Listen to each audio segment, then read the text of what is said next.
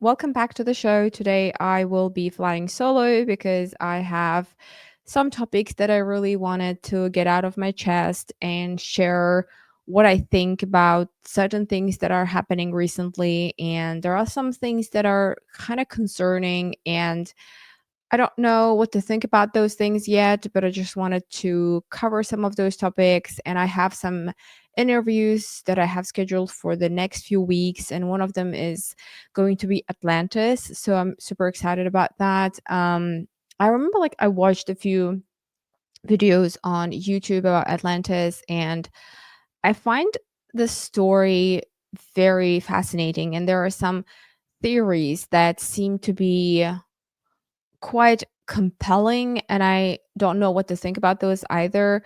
But this one is, I think I'm going to talk to somebody who's well researched. He has been studying and researching this topic for a long time, and he happens to live in Germany. So I'll be going and visiting him and talking to him in person. So I'm super excited about that. That will be coming probably in December. But yeah, today I just wanted to talk about certain things that I noticed that I feel a little bit annoyed, to be honest, and that's going to be Joe Rogan. Well, look, I don't know what's his deal. I don't have anything bad or good to say. I mean, I definitely, some of the topics, some of the episodes are really great to have those conversations, be it about aliens, be it about different conspiracy theories, and some of them are very interesting. And I have been watching him on and off for a while now, for maybe 3 years, maybe even more. I don't know. So I really do like the way that he talks to his guests and the topics that he covers. So I don't really have anything super negative to say about him, but obviously there are some guests like Mike Baker that he keeps having on, and I'm like, what's the purpose? I mean, he talked about, I remember when he didn't want to have Trump on, he would say, "Oh, I don't want to platform him." So he understands the concept of, I mean, not that I'm sure he understands the concept of platforming, but it's just, if he had that kind of principle, and by the way, I don't care if he had him on, if he had Trump on or not, I couldn't care less. It's just the idea that he didn't want to platform a certain politician, and he didn't want to help somebody to get elected. But in the same thought process, why are you having CIA agents? Why are you platforming them? What is the purpose they're serving? Because I watched some of the episodes and I don't get it. What I don't really feel like there is much to learn, something breakthrough or some really cool things that we're learning. It just feels like already talked topics.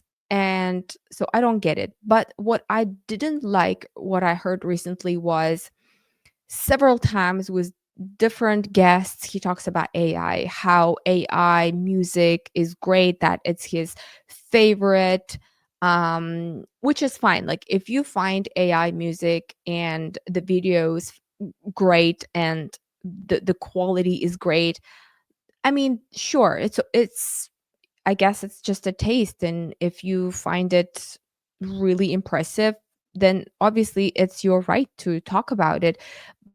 But usually this kind of conversations, especially, gosh, I wish I have saved that. Maybe I saved that video.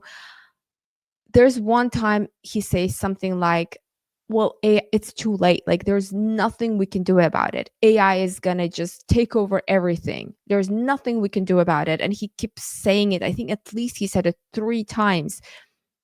There's nothing we can do about it. It's done. Like, it's out there. That's it. I don't like that kind of message. Every single time when I'm told there's nothing you can do about it, you need to accept things as they are, I really get aware. Like, what, wait, why are you saying that? What's the purpose? I just don't like that kind of messaging. Like, why? Well, first of all, I don't know whether we can do something about it or not, but I just don't like the idea when we are told there's nothing we can do. It's done. Like, you should just accept it. You're not in control. That's not really happy about. And again, I'm not insinuating here that he is um there's some kind of like a propaganda that he's doing on purpose to sort of help AI uh, go further or let the people accept it. Um, maybe he's doing it on purpose. Maybe he's not. Maybe it's just his opinion that he's sharing. But I feel like that's the message that he should be careful to talk about. But again, who am I to tell him what to do or what to not to do? But it's just I did not like that, and I think as an audience, it doesn't matter whether it's Joe Rogan or whoever. Every single time when somebody tells you there's nothing you can do and they want to take away your agency, it doesn't have to be AI. It could be anything. I don't want people to ever uh, feel like giving up. I don't want people ever to say, "Oh, there's nothing I can do." Right? It's a very dangerous situation where people give up and just say, "Okay, well, it's done. AI is out. Cat is out of the bag. There's nothing we can do." No. I refuse to believe that. We should resist and we should be sort of careful when we're listening to people like that. So I used to really feel positively about Joe Rogan maybe like several years ago, but not anymore. I feel like there's something there. I I do believe he's genuine. I think that's why he has such a large audience. But I just like, is there something else going on? Also, you never forget that he did promote some people like Lex Friedman, Andrew Huberman, like he promoted those people, whether on purpose or not. And those people turned out not to be like the best people to listen to, right? Like they have some history, they're very dodgy, shady things. Um and I think there are other YouTubers that covered both these two cases. Maybe like a journalist. I'm gonna find his videos. I think George Carney or Josh Carney. He covered, I think, about Andrew Huberman. Um, and obviously, Lex Friedman is Lex Friedman. Like, I mean, it's obvious.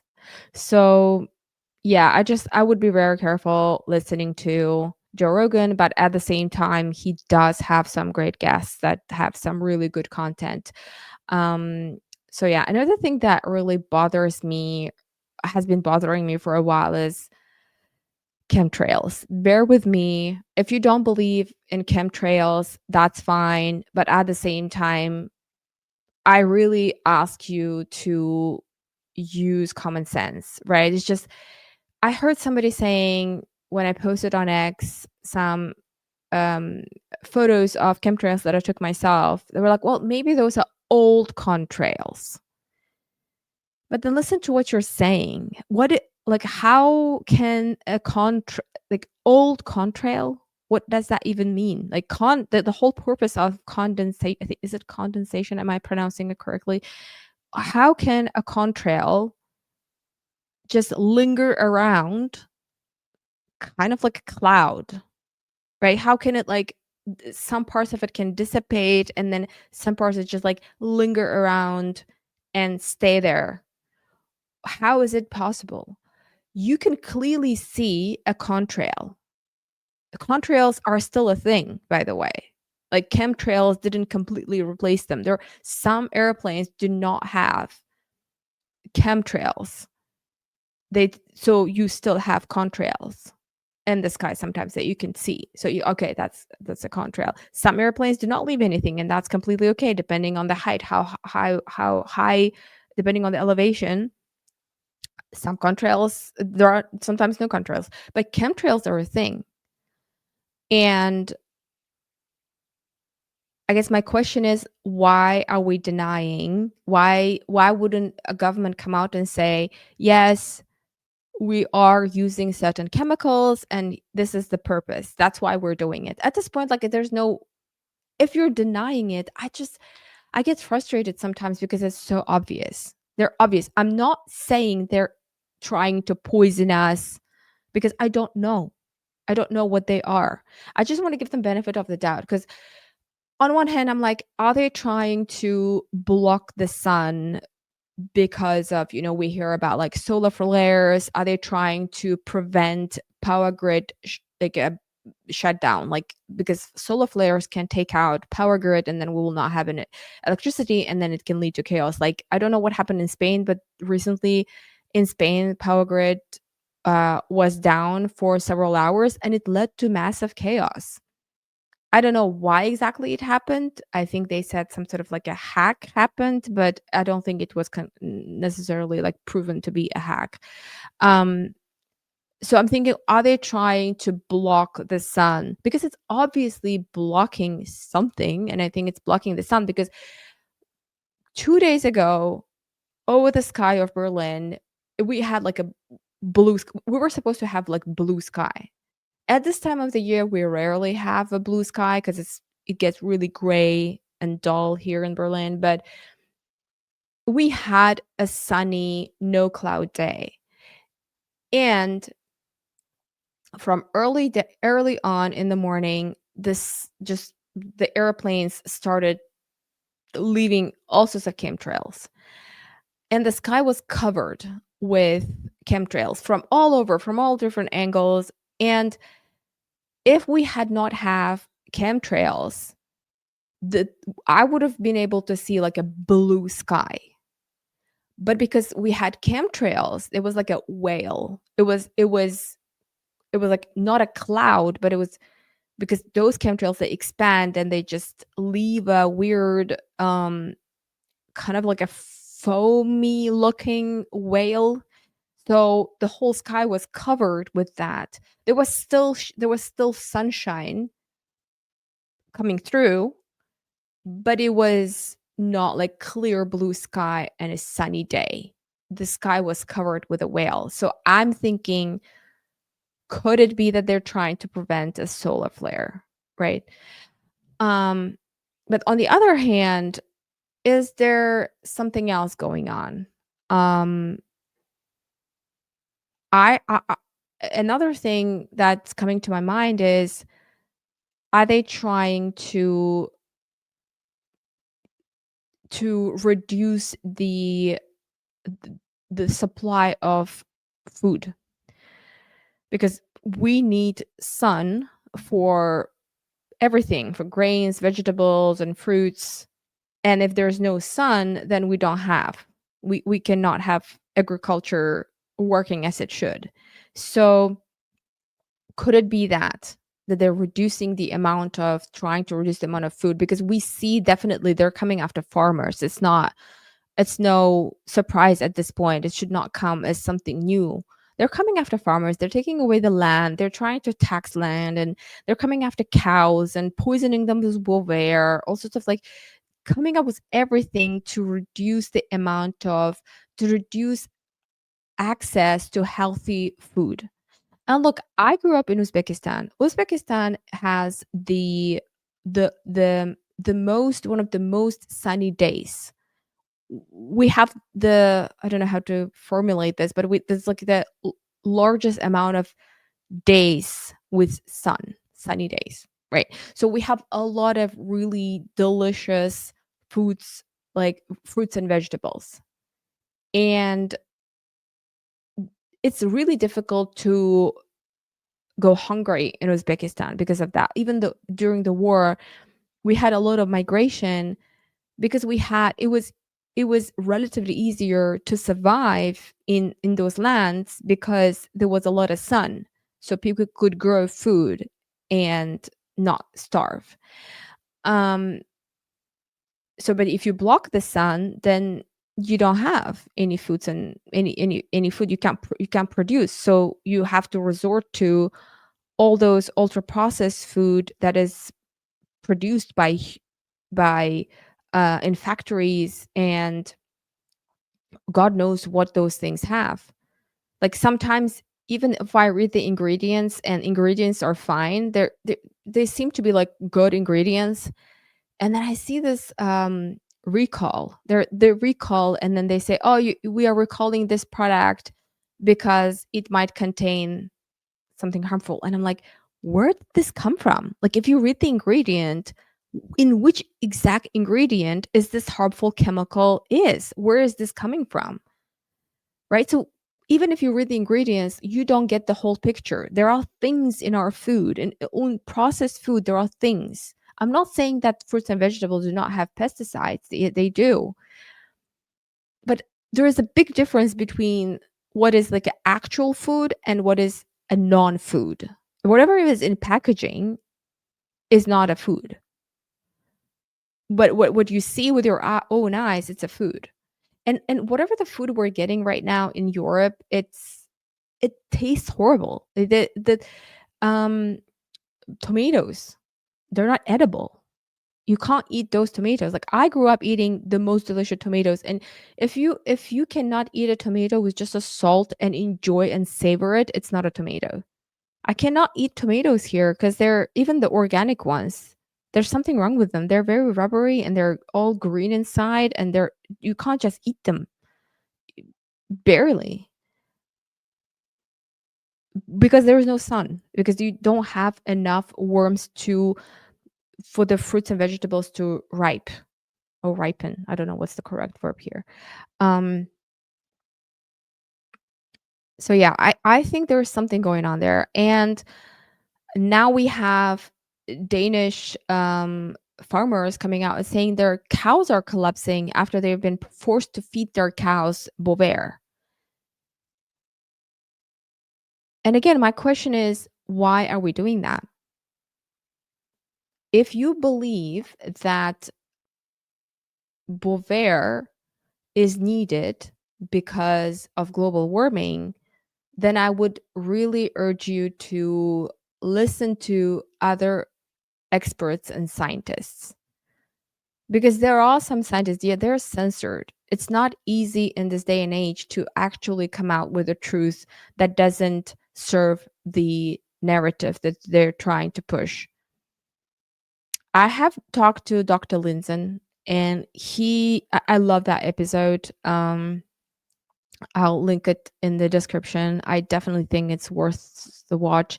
And actually, Joe Rogan did talk to Dr. Linson recently as well. So I think he definitely does break it down really well. I talked to Dr. Curry, and they're saying, and look, it's just a common sense. If you are very much zoomed in, I kind of get it why you might think that carbon dioxide is CO2 is causing global warming. But if you zoom out, how why do you think we're that powerful to cause such a massive scale change in this on this planet? We're not that powerful. We cannot cause a hurricane, we cannot cause an earthquake, we cannot decide when lava is going to erupt or not, because natural nature is so much more powerful. We are not that powerful.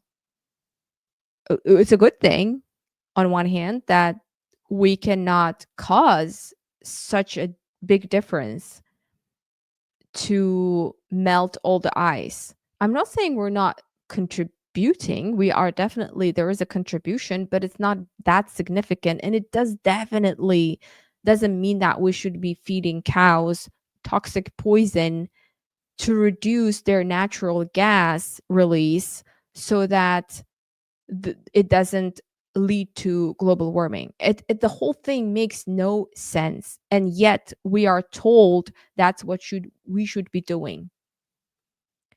And the brainwashing is starting early on in school. And look, I don't really judge you if you believe that global warming is caused by humans, and because it's everywhere. Everywhere you go, it it is, the brainwashing is everywhere. So if you're busy with work and with your family and was just trying to survive, I don't I'm sure it's difficult to know everything. But what I ask you is first to use common sense and then try to listen to other people and make your own decision. And And also, how can you think, why do you think poisoning cows is a good idea? Do you know that Bovaer has to be when the farmers, when they're feeding their cows Bovaer to release their to for them to burp and release gas less, they are feeding those toxic chemicals with gloves and gear to protect their eyes. That's the instruction that the Bovaer comes with, those instructions. Like if I have cows and if I want to feed them with Bovaer, I have to really wear a protective gear, like with gloves and everything, because if I come in contact with Bovaer, it's toxic. It's going to hurt me. So in what world is harming an animal is okay? It's a very ethical like why would you do that? Where are animal protection people? Why are they not coming out and protesting? Because that's cruel. You cannot poison cows. And the farmers in Denmark, they're coming out and saying they're collapsing. So it's murder. Like you're killing cows. You're making them suffer. And you're doing that for what? So that they burp less, they, you know, re- release less gas. But it's not even proven that it will help to reduce global warming, because the planet Earth has its own climate. We're not that powerful. It's going to change over and over for many millions of years. It's been changing all the time without us humans doing anything about it. The space has its own climate. Earth has its own climate. We're not that powerful. So I cannot really scientifically as an expert explain this. So I'm just going to link as much information in the description if you want to know more about it. But we need to stop, like we humans, we should not forget that we have agency. We should stop this. We should stop the absurdity. It needs to stop. And stop using taxpayer money to fight something that does not exist. Stop using our money. Stop brainwashing people. Why are children learning about climate change in a way where, oh, we need to take better care of the climate? Yes, we need to take better care of our planet, definitely. But it doesn't mean that we should drink less milk or that we should not be eating good grass-fed meat. I definitely don't want anybody to be eating all those conservative field the cold cuts, the sausages, all sorts of like things that full of conservatives. Is it called conservative? I think it's called. This is just basically chemicals. Those are bad, but meat is good, especially for children. And no, it's not going to help reduce global warming. I'm sorry, but it doesn't. And I'm not saying it just because I somehow believe that. I did my research. Yes, I cannot explain it as an expert, but based on what I have learned and studied, that's the conclusion I came for. And I really hope that you guys are going to do your own work, and hopefully one day that those people who are brainwashing us, they will not think it's an easy job. And talking about brainwashing, what is Justin Trudeau doing right now, right? He posted that he got vaccination, that he got flu shot and mRNA COVID shot at the same time. First of all, why would you do that at the same time? It's horrible. And secondly, who believes that Justin Trudeau did actually get the mRNA shot? Having so many studies showing that mRNA shots can cause heart disease, that they can cause cancer. They're just really bad. So many people are coming out saying they had side effects. I even covered stories on my channel of two beautiful young girls passing away because of these shots. So who believes that he actually got the actual mRNA shot at this point? Why? Who is this for? If your president or prime minister of your country is showing now that they are getting these shots, you should take it as disrespect. If I was a Canadian, I would be disrespected. I would like, you think that this is going to work on me? You think that this brainwashing is going to work on me? Do you think that just because you got this shot that I should get it? Do you think that this trick is going to work on me? Why are you insulting my intelligence? I would be disrespected if my president, if the country of the president that live in did this trick with me. And by the way, if he really did get the mRNA shot, if he really did get this mRNA shot, I think that then he has no agency. Or he's just a, I mean, obviously he's a puppet, but like he literally is the puppiest of puppets. Then if he actually did, then I don't know what to think about, because nobody in their right mind would take those shots. I see more and more on Facebook now, not I haven't seen any on X, but I have seen on Facebook posts that trying to battle the truth. And the posts talk about, oh, the studies are showing how these COVID vaccines are helping with cancer, or there's reduction in heart disease. I'm like, who is posting this? Not it's disinformation at best. It's a lie. Who is doing that? Who is behind that? And who is supposed to believe that? And I love it. I love that how there are so many laughing emojis. All these posts have like 90% laughing emojis or like angry emojis. But this was not the case during the pandemic. This recently started on Facebook after Zuckerberg came to Joe Rogan's podcast and like, oh, we are sorry, we didn't know. We're not going to do that again. Well, it's too late. You've done a lot of harm by censoring people telling the truth. But just because you came to Joe Rogan's podcast doesn't mean that we now are going to forgive you. Well, it kind of worked, which is bad, but it didn't work with me.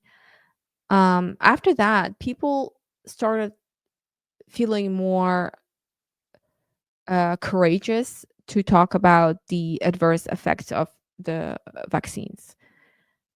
And there is more freedom now, which is good. But until the next issue, I'm sure there are things you cannot talk on Facebook right now. But now talking about COVID is allowed. Even my video about with Nicholas Holscher, we talk about vaccine death count is, fingers crossed they're not going to delete it, hopefully. It's still there. I didn't get any strikes. So this is now allowed, but there are so many other topics that are not allowed. So, but the next time when something like the pandemic is going to happen again, I am pretty sure Facebook is going to censor it, maybe even worse than they did during the pandemic. I mean, it was maximum censorship. There was even, you were not even able to post one thing that could lead to vaccine hesitancy. It would delete it immediately. Like, I posted about vaccines and how they could be harmful. I didn't know everything, but I posted it. And that post, and I don't even have followers. I'm literally nobody. Like, I don't even have it. I don't know what they were worried about. But they even took that post down. They deleted it. Like, it was like empty post. It was like gray. They even took, like, who am I? Why are you worried? So it was like a maximum censorship. But I'm worried that next time it's going to be even worse. And and the people who are going to do it are the same people who are coming to out on social media and saying, "Oh, we are sorry. We didn't know. Now we're going to do better." No, they're not. They're not gonna do better. They're gonna do exactly what they're told to do by the whoever is ruling the world. So I don't know. And the last thing that I want to talk about is gonna be Erika Kirk. I'm so sorry. I'm so sorry. I know it's not maybe appropriate or graceful to talk about her because she's a widow, and look, I don't wish that to anybody. I think what she has gone through is horrifying. I'm not gonna say anything bad actually. I'm not. I don't. And all these photos of her hugging JD Vance were disgusting. Like I've seen the video and there's nothing wrong. Like in the video, if you watch the video, it's very quick. There's nothing.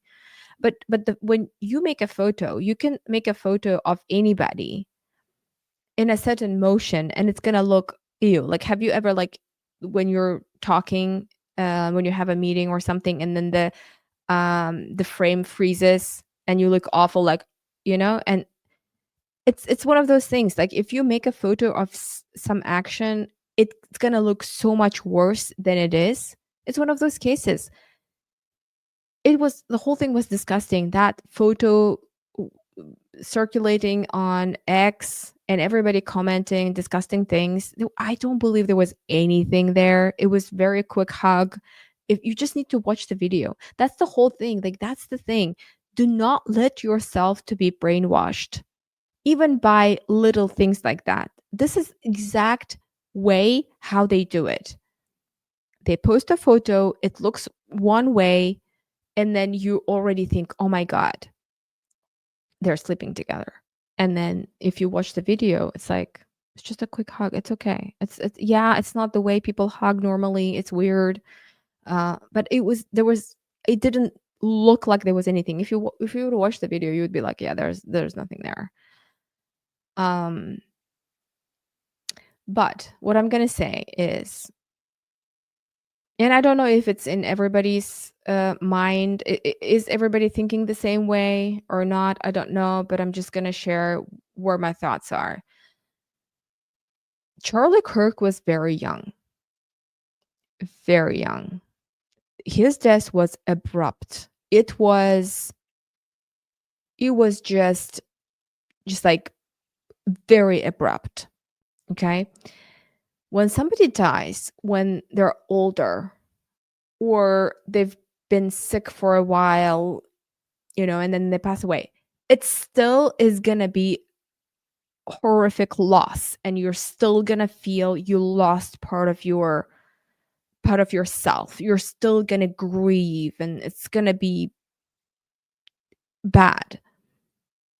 But when somebody dies at the peak of their life, abruptly, when they're killed, and there was nothing, it was so in public, and it was just so sudden and unexpected. I think it's tenfold worse than just somebody, passing away, right?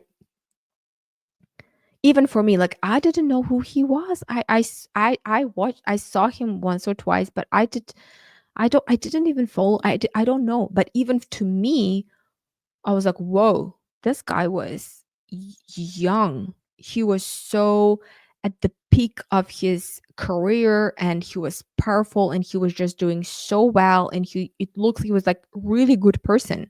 My impression of him is he was a really good person. And he had children. He was a father. It's just to me, I was like, oh my God. For a few days, even I, from across the ocean, somebody who doesn't even know him, even I felt a bit down. It felt, oh, is this real? How is it possible? Now imagine his parents, his wife, and his children. It must be like, and his immediate family and friends. It must be so horrifying. It must be so like when you pull a rug from under your feet. It's like disorienting. It's shocking. It's horrifying. And yet, and obviously I haven't seen his parents. I'm sure his parents are devastated and they're experiencing things the way I think they are experiencing. But others, like the people who he worked with, um the Erika, Kirk, again, I hear things, oh, everybody experiences grief differently. Okay, sure. But we're all humans. And maybe things are different in America. I don't know. But it it didn't make sense to me. So now, like, I have talked to Gray on my podcast. He survived ritual abuse, and he has been he has gone through like conditioning and programming and split personalities. We talked about that extensively. Um, and after talking to him, I'm like, is that what's going on here? Are we talking about like disassociation? This so like split personalities and this like having sort of being being able to disassociate? Is that what's going on here? Um, because I think that's the whole thing, right? They obviously we don't know, but like I'm trying to explain this in my head. What could be going on? Why does this feel so off? When have you ever had math problems, like they would like logical problems? If you have ever done like a math exam or something, they have this, they give you different shapes, and then you like find the odd one out, and then all different shapes, but one of them doesn't belong, does not fit in the pattern, does not match, and you need to find the odd one out. So to me, when I see something odd that doesn't really make sense, I start questioning, like, what's happening? Like, why does this feel off?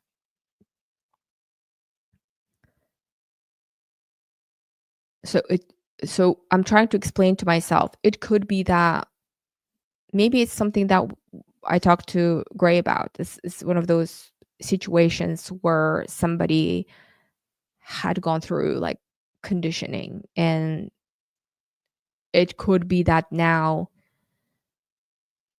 again, when you go through a horrible trauma, like childhood trauma, I mean, and in the episode with him, he explains why they do during in childhood, because that's when you can, I think he says until the age of 8 you can condition, and then if children are older, then it doesn't work. um so I'm trying to, if you haven't seen or if you don't know what I'm talking about, go watch those episodes. I've done 3 episodes with him, um and honestly, he does a really great job explaining it. And I'm very slow, so I need a lot of explanation and try to understand and make sense of things. It takes me some time, but I really love talking to him, and he does a great job of explaining things. And maybe if you go and watch those episodes, maybe you'll have better idea of what I'm saying here.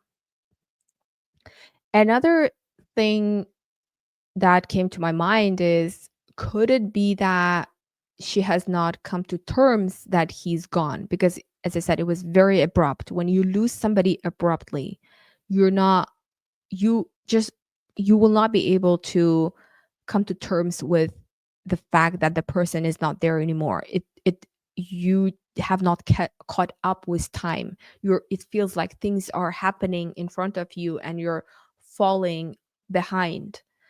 Could it be that she has not come to terms with what happened, and she's fueled with like vengeance and anger, and like, you guys took my husband away. I loved him so dearly. I'm just gonna now show everybody. I'm just gonna fight you guys. How dare you guys to kill my husband? Could it be that? I really hope that that's the case, because it sometimes it comes off like, I am powerful. I'm strong. I'm gonna fight these people. Like, his death has not been in vain, right? It could be that. Like, maybe that's why she comes off like she's not grieving, because she hasn't come into terms, and she's fueled with vengeance, right? It could be that. So I'm really hoping that's the case, because when she gave an interview and there's this big tissue, but there's, it's not really coming off genuine, you know? It's like, oh, what's happening with this big tissue? There's no tears. But um yeah, everybody is different. Again, like, I'm trying to explain, but obviously you cannot deny that is does not fit the pattern, doesn't make sense. But there could be an explanation, and it could be, in my opinion, it could be either there's something going on with dissociation, or it could be that she just doesn't think it's real, and she wants to fight, right? She's fueled with vengeance, like in the movies that we see, right? Somebody loses their loved one, and then they're like, I'm gonna fight, I'm gonna take vengeance. And grief comes later, when you actually realize what happened and you accept the reality, then it takes over, then it could be massive. So um and the last thing that I want to say is the Candace Owens attacks on her, which seem very strange. And again, talking about patterns, um, I think Candace Owens is very brave.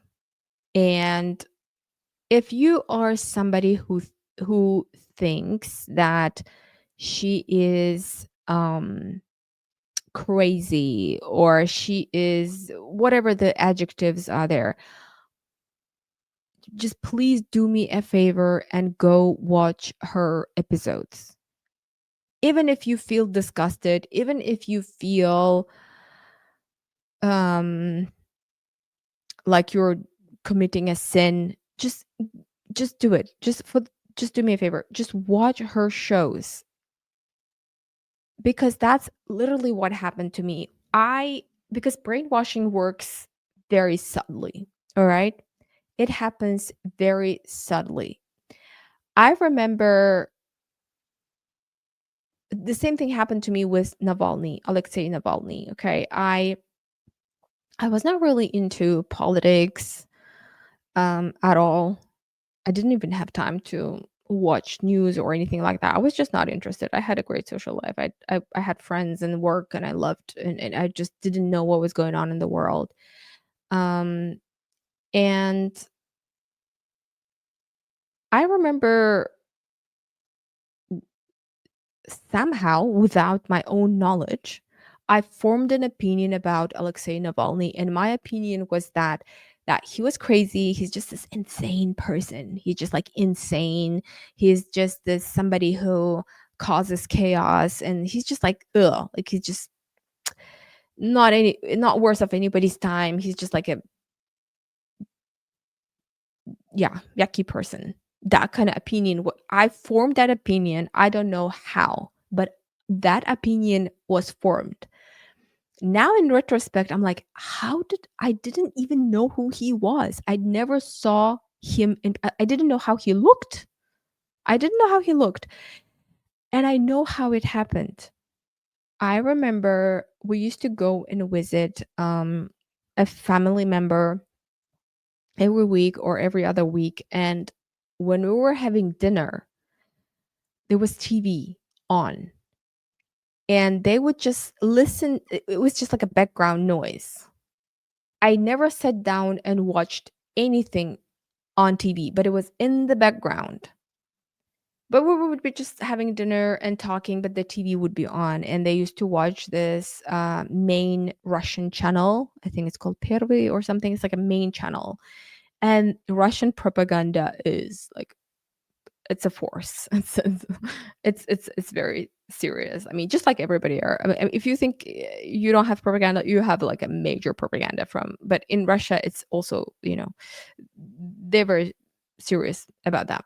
Um, so I remember having been exposed, like a secondary exposure to propaganda, and without even knowing who he was, what is he about, how he looks, I already had an opinion about him, and a very negative opinion about him. And years later, just I was just watching one thing on YouTube, and then they have recommendations, and then one of them was a video, and I remember I wanted to learn Russian because my first language is Uzbek, so I was trying to improve my Russian, and I was like, I want to watch something in Russian, and then his show comes up, and I watch it, and like one after other, one, oh my god, this person is nothing like they described in these media propaganda, nothing even close. Now I do believe that he used to maybe work uh, uh, with some um let's say Western agencies, maybe he got some help here and there, but I do believe that he was genuine in his fight against corruption. He was genuine in his fight with Putin, that he wanted the best for his country. I do believe that he was genuine in the things that he talked about. I don't He was that kind of person. He was very strong, he was very brave, and I think he was one of a kind. He was one of a kind. I don't think we have a lot of people who are like him. He was one of a kind. And if you don't know much about him, he is somebody worth of you researching. And now on YouTube there's auto dabbing, so you can watch all his shows in English.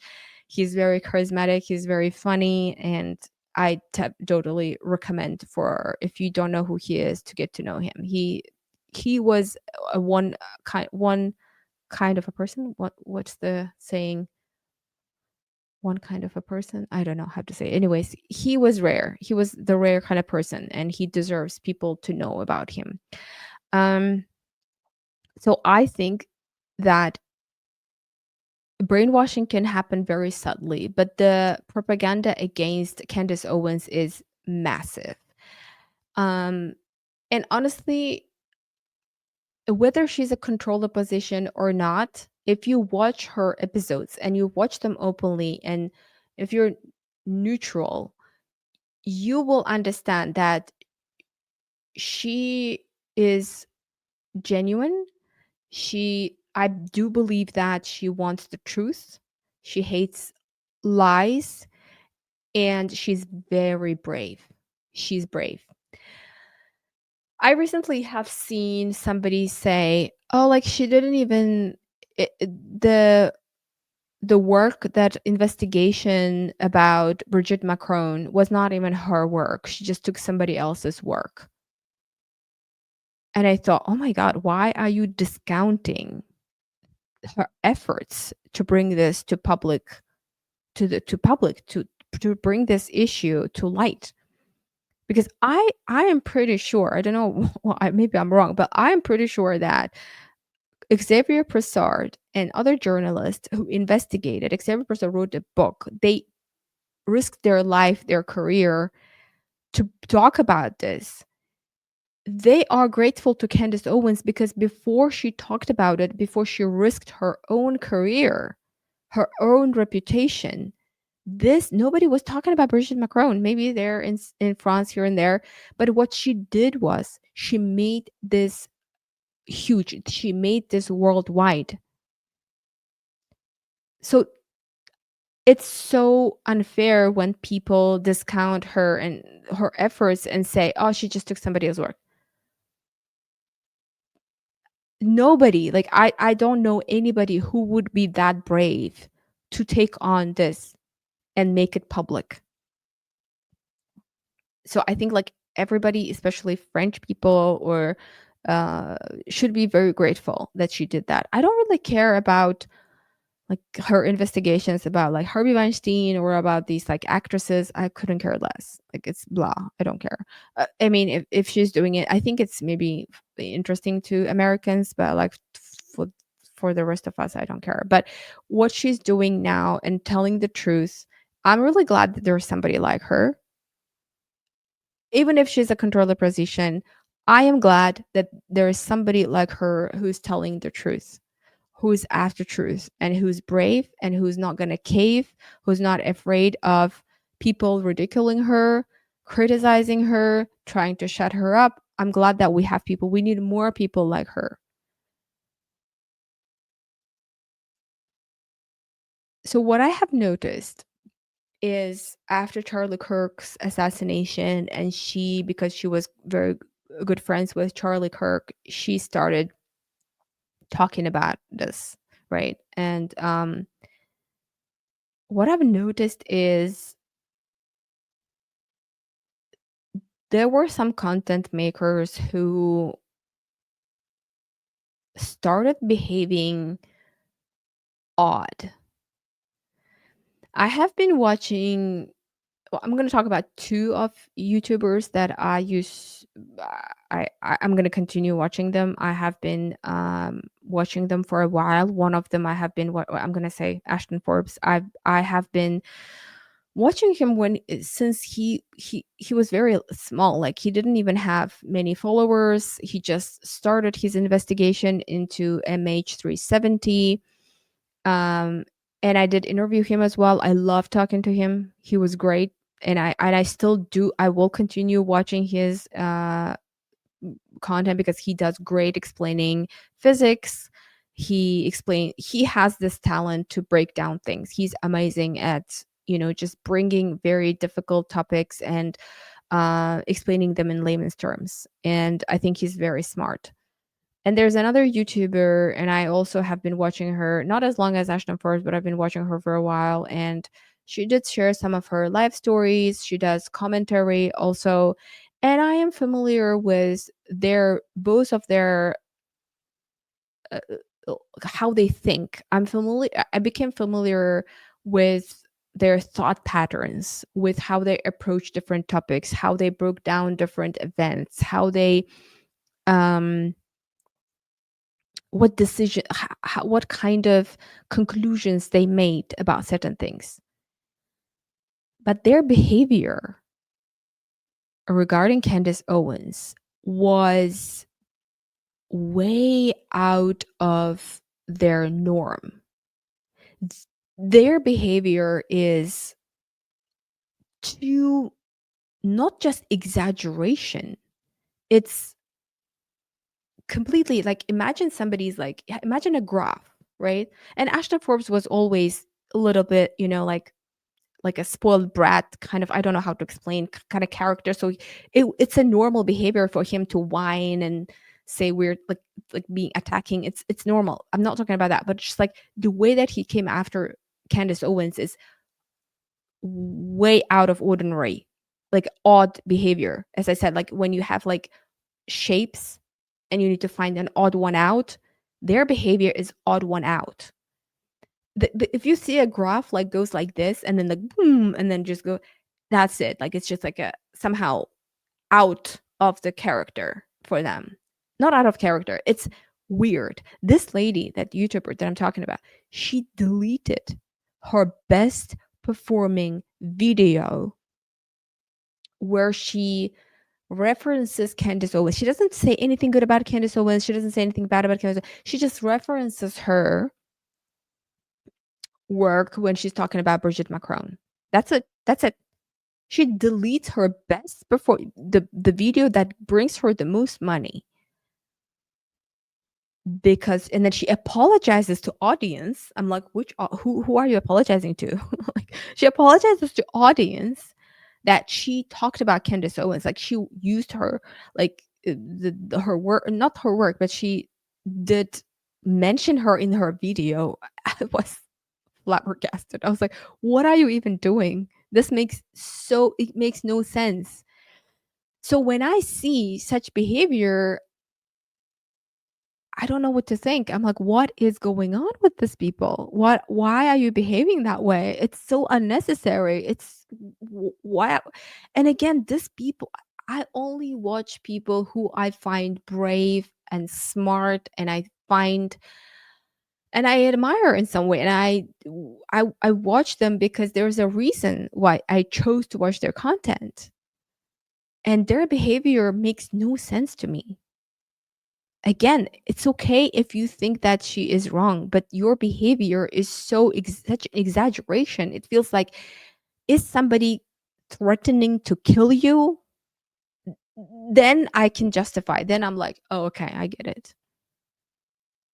Because again, these people do not come off like people who are doing this for money. Because if there are people who are doing their content for money, it's kind of like obvious, and I'm not really interested like to listen unless it's like super interesting topic. Then I'm not really interested to listen to their what they're saying, because I don't know, are they saying it because they're for money, or what are they saying it for?